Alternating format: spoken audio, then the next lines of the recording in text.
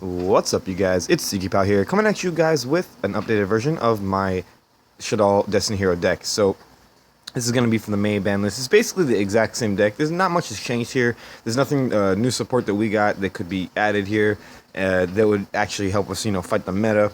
So basically, we're just playing the same deck. But some of my subscribers had asked for the deck list because I guess they didn't see it in the previous video, which is quite a while ago. So I decided I'll make an update for it. So starting off with the deck profile, we have 1 Destiny Hero Plasma, triple Destiny Hero Malicious, 1 Dark Grepher,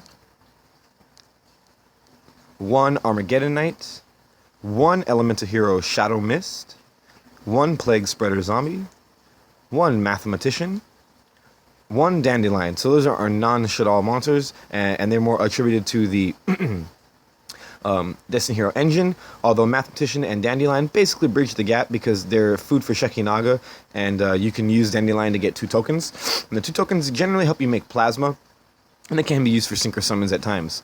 And then we have 2 Shaddolls Beast, 1 Shaddolls Dragon,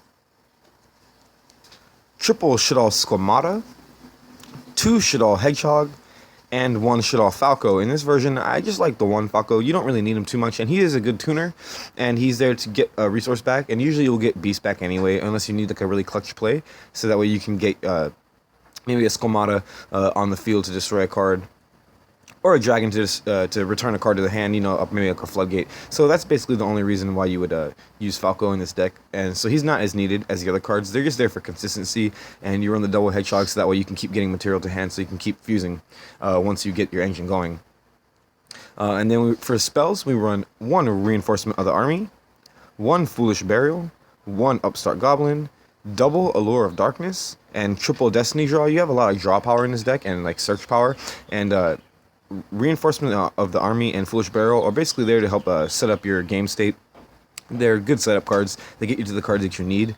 And then all your draw power here is just absolutely mandatory to keep pace with the meta decks. You need to be able to get your cards and FX rolling. And Destiny Draw at 3 is really, really good, just because you always want to just see it, because it's really easy to just get Destiny Heroes into your hand with Shadow Mist.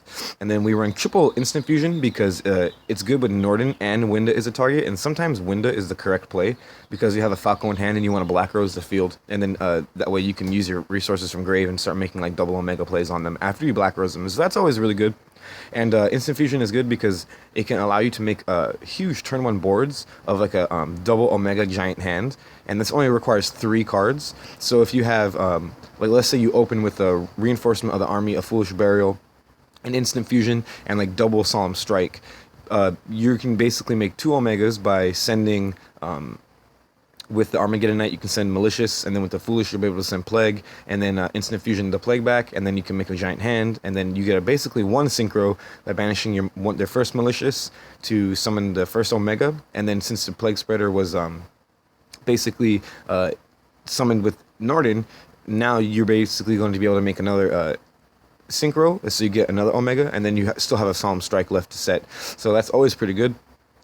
And then 1 Soul Charge, because this deck likes to go first, and you can make big boards, and so it's like having another Instant Fusion, but it also works really good because you can make even bigger boards and get even more free stuff. So Soul Charge going first is really good. Usually we'll set it out going second.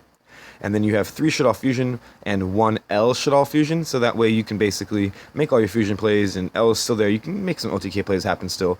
It's just not as good without constructs, so Shaddolls Fusion is much, much better, and now that Shaddolls are basically like no one plays them, it's less expected, so people don't really care about going into the extra deck anymore, so you can easily get a lot of free pluses off of Shaddolls Fusion nowadays. It's really good.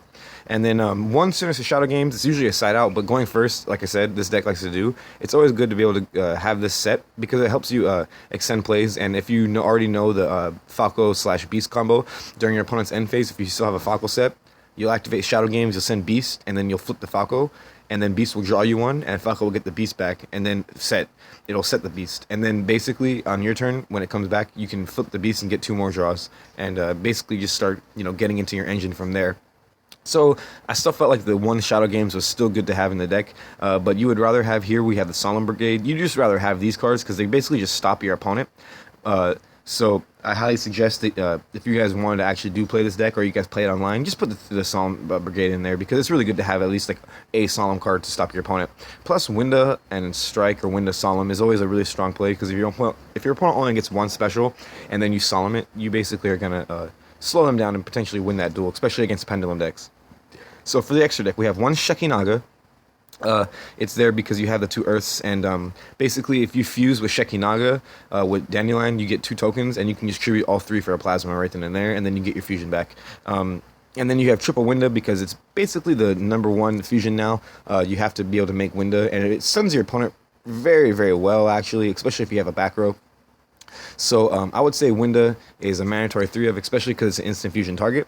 So you can actually do more plays and extended plays like that.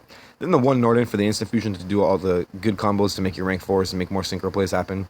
And then 1 Trishula, because it does come up, and it's very easy to make in this deck if you know what you're doing. And late game, it's usually a late game thing. Like, you never can really make this turn 1, but you'd rather just make Omegas anyway and start slowing your opponent down to your level of speed, and then like late game Trish them, and you just get win by advantage. And then 1 Stardust in case you do open pretty well, and you have a Solemn set, you would want to be able to protect your back row and protect your board with Stardust, and that's always pretty good, especially with an Omega and a Giant Hand.